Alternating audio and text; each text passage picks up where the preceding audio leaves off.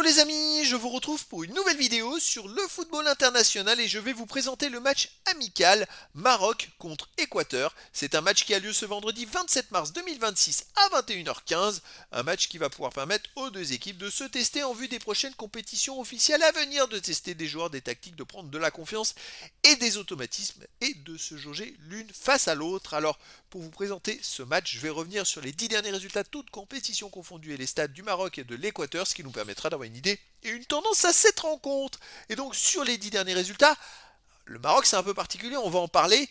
C'est 8 victoires de nul, aucune défaite, 19 buts marqués, seulement 3 buts encaissés, plus 16 de différence de but. Alors pourquoi c'est un peu particulier?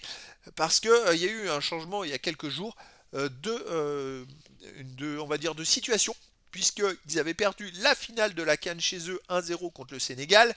Et le Sénégal a été déclassé suite à ce match-là, puisqu'il y a eu des irrégularités. Bon, en gros, tous les joueurs sénégalais, la plupart étaient partis du terrain pour se plaindre et pester contre l'arbitrage et de leur volonté sans l'accord de l'arbitre. Et donc, de ce fait, normalement, il aurait dû y avoir plein de joueurs expulsés. Et ils ont perdu le match sur tapis vert alors qu'ils avaient gagné 1-0. Bon, c'est un peu étrange. Donc, on se retrouve au lieu d'une victoire sur le terrain 1-0 pour le Sénégal, on se retrouve avec une victoire sur tapis vert du Maroc 3-0. Donc voilà, ça fausse un petit peu les stats. Ça fait que le Maroc reste sur 5 matchs de suite sans encaisser de but. Bon, c'est pas. Voilà. Si on va essayer de faire l'analyse en tenant compte de ça. C'est-à-dire que l'analyse réelle, c'est que le match les Maroc, sur les deux derniers matchs, ils ont fait 0-0, puisque c'était en prolongation qu'ils avaient pris le but contre le Sénégal. Donc deux matchs de suite, ils restent sur deux matchs de suite, sans marquer de but, même s'ils n'en prennent pas. De toute façon, le Maroc, c'est une équipe, sur les 10 derniers matchs, ils ont encaissé que 3 buts, dont 2 face à la Jordanie en Coupe arabe, ce qui est assez surprenant, parce que la Jordanie, on ne s'attendait pas à ça, et puis un but contre le Mali. Sinon, le Maroc, ça reste une équipe hyper solide, qui a beaucoup de joueurs qui jouent en Europe, une équipe qui veut encore faire quelque chose à la prochaine Coupe du Monde, comme ils l'ont fait à la dernière. Alors, ils ont changé d'entraîneur.